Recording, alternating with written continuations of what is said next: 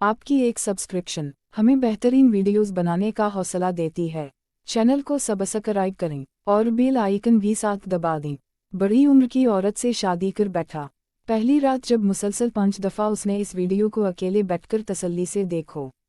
आमतौर पर शादी की रात दूल्हा अपने कमरे में जाने की जल्दी करता है, अपनी होने वाली दुल्हन को देखने की और उसके साथ खूबसूरत लम्हाटा गुजारने की ख्वाहिश उसे बेचैन करती है। लेकिन मेरे मामले में कुछ उल्टा था। मैं पिछले 2 घंटों से अपने ही कमरे के दरवाजे पर खड़ा था, लेकिन न जाने क्यों मेरे कमरे के अंदर कदम रखने का बिल्कुल भी दिल नहीं चाह रहा था। और वजह कोई और नहीं बल्कि मेरी अपनी ही बीवी थी। वह बीवी जिससे शादी करने के लिए मैंने अपनी माँ बाप को नाराज किया था और सब कुछ फरामोश करके उससे निकाह कर बैठा था। अब उसी के पास जाने से पहले मैं 100 दफ़ा सोच रहा था। कितने ही लम्हे मैंने ऐसे ही दरवाजे पर खड़े खड़े गुजार दिए। इस बड़े से बंगले में मेरी बीवी और चंद नौकर थे। सारे नौकर क्वार्टर में जा चुके थे और अब मैं अपनी बीवी के पास जाने से हिचकिचा रहा था। मैं 25 साल का एक जवान मर्द था और जिस औरत से मैंने शादी की थी वह 40 साल की थी। यही वजह थी कि मेरे कदम दरवाजे पर रुक गए थे। मैंने एक नज़र सारे बंगले पर डाली जो शादी में मेरे नाम हो गया था। उस पर मैं कुछ दिन इस औरत के साथ अच्छी तरह गुजार लेता तो मुझे और भी बहुत कुछ मिल सकता था। यही सोचकर मैंने कमरे का दरवाज़ा खोला और अंदर दाखिल हो गया। उस रात को लेकर मेरे दिल में कोई जज्बात नहीं थे। यह शादी सिर्फ एक सौदा थी जो मैंने अपने मुस्तकबिल के लिए की थी। बिस्तर पर बैठी मैं अपनी बीवी सायरा को देखकर मुझे हंसी आ गई। 40 साल की उम्र में वह सुर्ख जोड़ा पहने बिल्कुल नई नवेली दुल्हन की तरह शर्माती हुई बैठी थी। मैंने एक नज़र उस पर डाली और धीरे धीरे कदम उठाते हुए उसके पास जा बैठा। मुझे यकीन था कि वह मुझे कुछ ही देर में नींद की वादियों में उतर जाएगी, क्योंकि उम्र के इस हिस्से में तो खुद ब खुद नींद आती है और फिर कुछ तो दवाएं भी इस्तेमाल करती थी। मैंने उसे खुद बहुत दफ़ा दवाई खाते देखा था। यकीनन उसे कोई बीमारी भी थी। मुझे देखकर वह मुस्कुराई और कहने लगी, अकील बहुत देर कर दी कमरे में आने की। कब से तुम्हारे इंतजार में बैठी थी। इसकी बात सुनकर मुझे हंसी आ गई। उसे मेरे इंतजार में 2 घंटे बैठा नहीं गया था। वो मेरे साथ मोहब्बत के लम्हाटा काया गुजार सकती थी। पता नहीं क्यों उसे उम्र के इस हिस्से में शादी का शौक चढ़ा रहा था। शायद यह मेरी खुशनसीबी थी। उसने मुझे शादी के लिए कहा था और अब मेरी किस्मत बदलने वाली थी। मैंने मुंह दिखाई का तोहफा निकालकर उसके हाथ में रखा तो बड़ी खुशी खुशी उसके कंगन को देखने लगी। वह तो सोने और हीरे पहनने वाली औरत थी। कहा मैंने उसे 2000 के सस्ते से कंगन लाकर दिए थे। मैं उसे अपनी हैसियत बताना चाहता था, लेकिन उसके चेहरे पर तो अलग ही खुशी थी, जैसे उसे कोई खजाना मिल गया हो। उसने जल्दी से वह कंगन अपनी कलियों में डाल लिए और फिर साइड टेबल के दराज से एक चीज़ निकालकर मेरी तरफ बढ़ाई। काले रंग के लिफाफे में मौजूद वह चीज़ नज़र नहीं आ रही थी। उसने मेरे हाथ में लिफाफा पकड़ा कर कहा, यह तुम्हारे लिए तोहफा है। लिफाफा पकड़कर मेरी खुशी की इंतहा ना रहे। शादी की रात मेरी दुल्हन ने मुझे तोहफा दिया और दुल्हन भी वो जो करोड़ों रुपए की मलकना थी। यकीनन तोहफा भी बहुत कीमती होने वाला था। यही सोचकर मैं मुस्कुरा रहा था। लिफाफा खोलने से पहले बहुत कुछ मेरे जहन में आ गया था कि शायद गाड़ी की चाबी हो या फिर कोई कारोबार के पेपर। इतनी अमीर बीवी से मैं ऐसे कोई टवका कर रहा था। लेकिन जैसे ही मैंने वह लिफाफा खोलकर देखा, मेरी आंखें हैरत से फटी गई। मुझे अपनी आंखों पर यकीन ना आया। मैंने जब अपनी बीवी पर नज़र डाली तो उसके चेहरे की मुस्कुराहट ने मुझे कुछ समझा दिया था। यह कैसे हो सकता था। मैंने अबिकिना के आलम में वह लिफाफा वापस उसके हाथ में पकड़ा दिया तो वह कहने लगी, यह हमारी शादी की रात का तोहफा है और तुम्हें कबूल करना होगा। मैं इनकार में सर हिला रहा था। वह मेरी तरफ देखकर हंसते हुए कहने लगी, अगर मेरी बात नहीं मानोगे तो बहुत नुकसान उठाना पड़ेगा। तुम जानते हो यह शादी किन सायटा पर हुई, इसलिए यह तोहफा तुम्हें कबूल करना लाजमी है। मेरी आंखों के आगे दुनिया गोल घूमने लगी। मैं सोच भी नहीं सकता कि औरत इस कदर चालाक हो गई और मेरे साथ इतना बड़ा खेल खेल जाएगी। शादी में जो शर्तें इसने लिखवाई थी उन्हें मानते वक्त मुझे बिल्कुल अंदाजा नहीं हुआ था यह सब करना क्या चाहती है, और जब मुझे एहसास हुआ तो बहुत देर हो चुकी थी। मेरे पास वापस जाने का कोई रास्ता नहीं था। मैं जाकर भी अपना दामन नहीं छुड़ा सकता था, क्योंकि मैंने खुद उनके पेपर पर दस्तक किए थे जिस पर मेरी बीवी ने अजीबोगरीब किस्म की सायटा लिखवाई थी, और अब जाकर मुझे उनकी समझ आई थी। मेरी बीवी ने वह लिफाफा दोबारा मेरे हाथ में पकड़ाया और कहने लगी, खामोशी से वही करो जो मैं चाहती हूँ। और मैंने मजबूर होकर उसकी बात मान ली। दरअसल वो चीज़ मेरी मर्दाना। मेरा नाम अकील है। मेरा ताल्लुक गरीब घराने से है।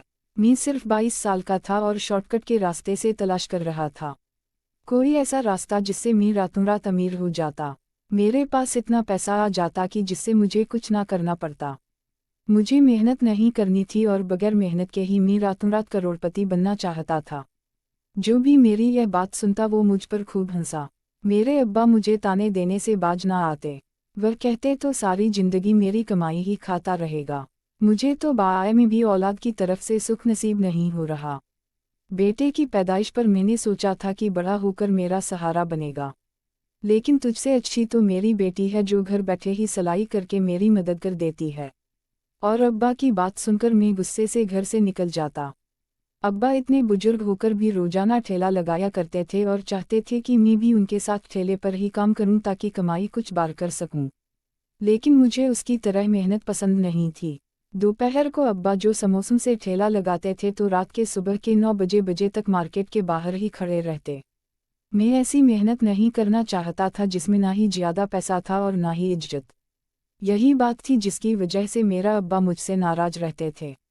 वो कहते थे कि तूने पढ़ाई तो भी की नहीं, तुझे कौन सी अफसर की नौकरी मिल जाएगी, ऐसा लगता है सरकारी नौकरी तेरा ही इंतजार कर रही है। अब्बा की बात सुनकर मैं कहता, देखना एक दिन मैं किस्मत बदल दूंगा, अपनी भी और आप लोगों की भी। और अब्बा मेरे आगे हाथ जोड़ देते और कहते, हमें ऐसी किस्मत नहीं बदलनी। रातों रात वही लोग अमीर होते हैं जो गलत काम करते हैं। सही काम करने वाले हलाल कमाते हैं और रूखी सूखी खाते हैं, बचत करके पैसे जोड़ते हैं और फिर वही अमीर होते हैं। अब्बा की बात सुनकर मुझे हंसी आ जाती, क्योंकि जो तरीका अब्बा बताया करते थे उससे तो सारी जिंदगी निकल जाती, लेकिन मेरी कोई यह ख्वाहिश भी पूरी ना होती। अब्बा खुद भी सारी जिंदगी यही सब करते आए, लेकिन कौन से हम अमीर हो गए थे या हमारे हालात बदल गए थे। बचपन से अब तक मैंने यही देखा था कि अब्बा की हलाल की कमाई से आयटा पूरी हो जाती, लेकिन काविसटा अधूरी रह जाती और मैं काविसटा के समंदर में डूबा हुआ था और मुझे तारे तक पहुंचना था। एक दिन ऐसे ही अब्बा से खूब लड़ झगड़ कर मैं घर से निकला। वो शहर जाने वाली सड़क पर जा बैठा। अब्बा ने मुझे बहुत बातें सुनाई।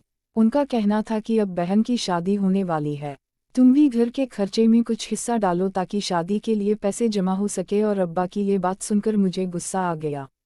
मेरी बहन अब्बा की जिम्मेदारी थी, मेरी नहीं। मैं उसे पत्थर उठाकर सड़क पर फेंक रहा था कि तभी एक बड़ी सी स्याह रंग की गाड़ी बड़ी तेजी से मेरे सामने से गुजरी और मेरे दिल में ख्याल आया, काश यह गाड़ी मेरी होती तो मैं अभी इस पर बैठकर शहर चला जाता। शायद कबलेटा का वक्त था, क्योंकि वह गाड़ी कुछ ही देर बाद पीछे वापस आई और मेरे सामने आकर रुक गई। मैं चूमकर उस गाड़ी में देखने लगा। स्याह रंग का शीशा नीचे उतरा और एक औरत ने अंदर से झांककर मुझे देखा और सा से मुझे अपने पास बुलाया। मैं बिना कुछ सोचे समझे उसके पास गया तो कहने लगी, लगता है शहर जाने के लिए बैठे हो, अगर बस नहीं आ रही है तो मेरे साथ चलो, मैं पहुंचा देती हूँ। मैं वाकई ही शहर जाना चाहता था, लेकिन ना ही शहर जाने के लिए मेरे पास पैसे थे और ना ही मालूम था कि वहीं जाकर क्या करूँगा। बस मैं रातों रात अपनी किस्मत बदलना चाहता था। मुझे सोच में पड़ा देखकर कहने लगी, बैठ जाओ। उसने दरवाजा खोल दिया। मैं खामोशी से अंदाज वाली सीट पर बैठ गया। फ्रंट सीट पर वह ड्राइवर वर्दी पहने बैठा हुआ था। उसकी नज़रें सड़क पर थी।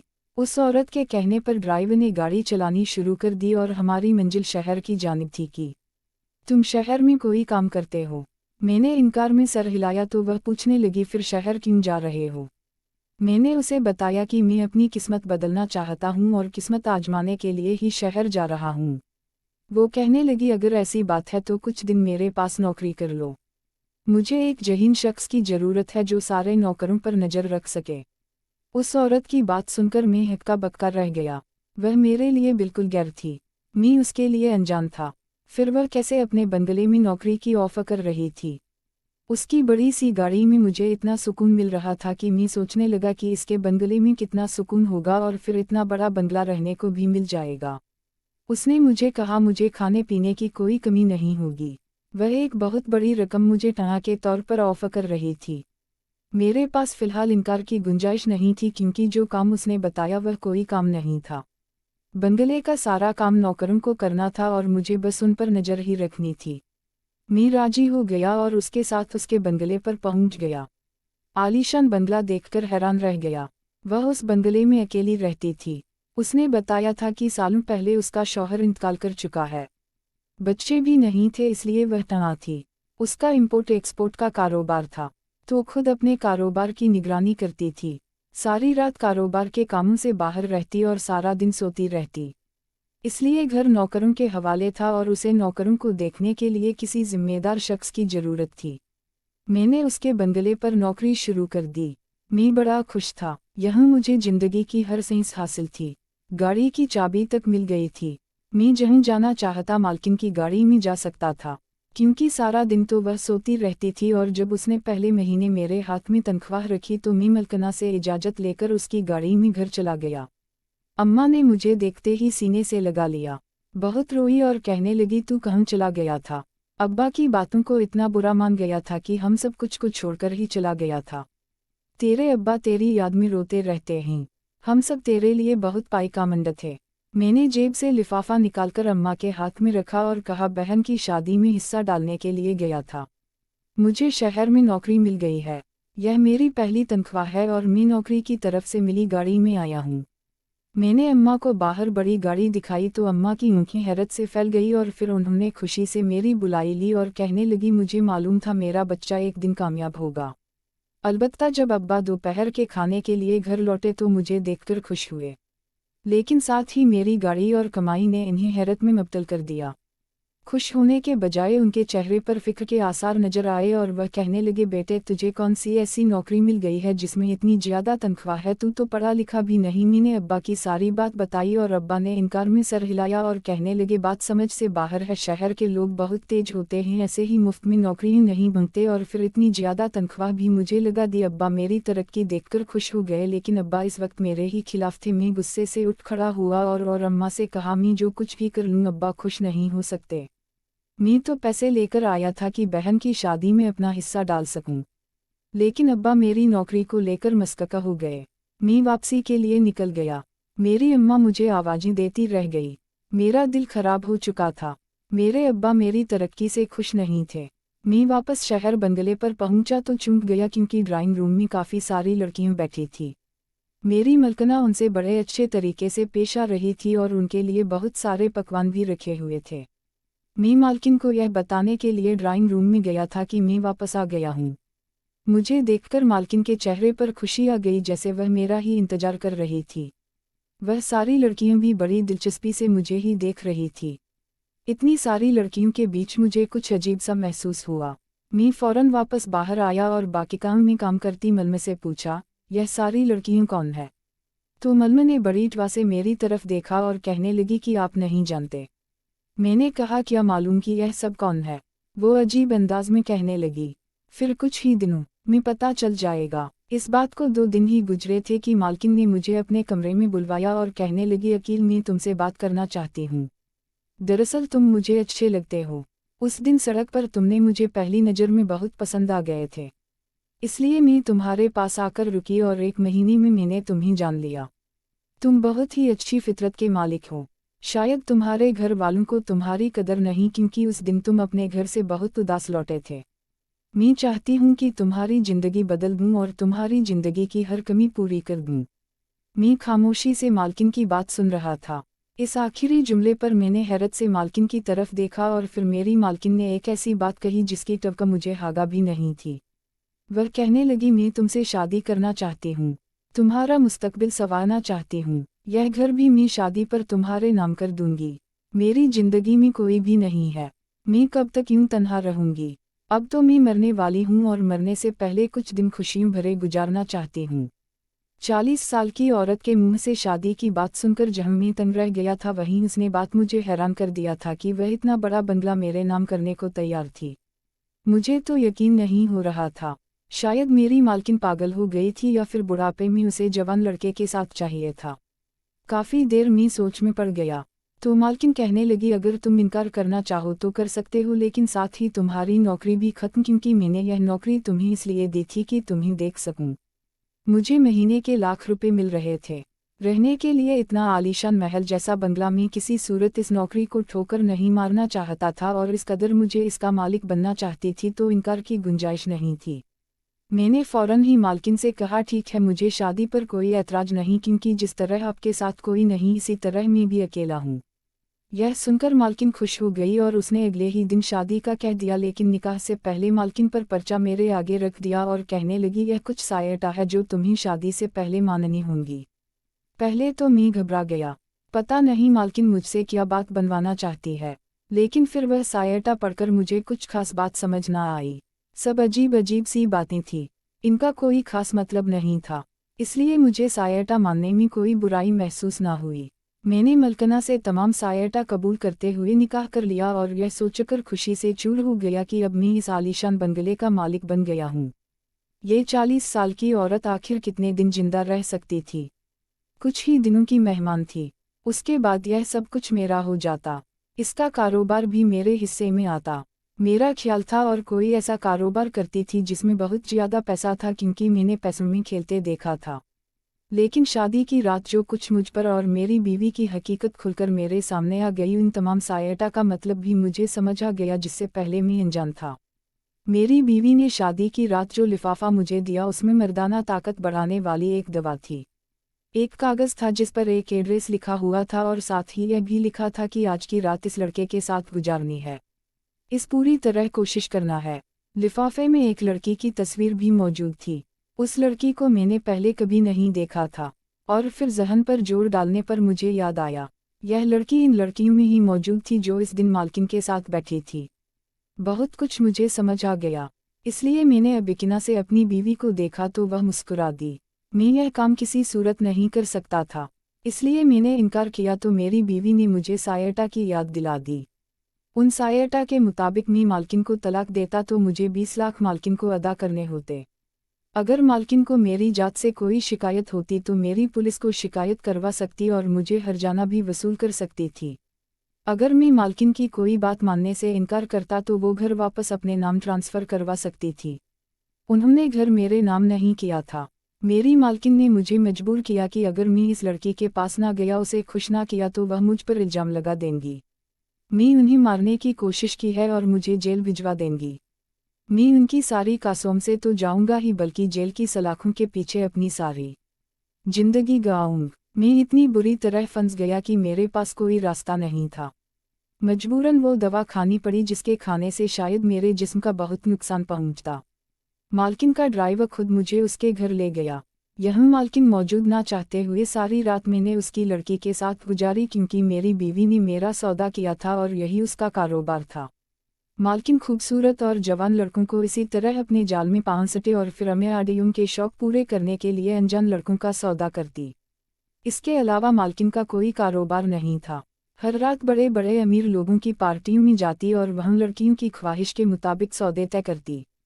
औरतों के जिस्म औक़ज़े के बारे में मैं तो बहुत ही सालों से सुन रखा था, लेकिन मुझे यह मालूम नहीं था कि आज के दौर में आदमियों की जिस्म फरोशी भी होती है, और मैं ऐसी घिनौनी औरत के जाल में फंस चुका था जो मुझे इस कारोबार के मोहरे के तौर पर इस्तेमाल कर रही थी।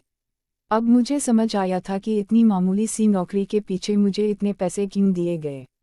इसने पहले मुझे अच्छी तरह अपने जाल में फंसाया और अब मुझसे फ़ायदा उठाती रही। मैंने यह सोचकर उससे शादी की थी कि आगे पीछे कोई नहीं, जल्द ही मर जाएगी, वो सब कुछ मुझे मिल जाएगा। लेकिन यह महज मेरी कामखिल साबित हुई थी, क्योंकि वह 40 साल की औरत इतनी बूढ़ी भी नहीं थी जो अपने काले कामों की वजह से अपनी उम्र से कहीं ज़्यादा बूढ़ी लगती थी। इसकी जल्द लग चुकी थी।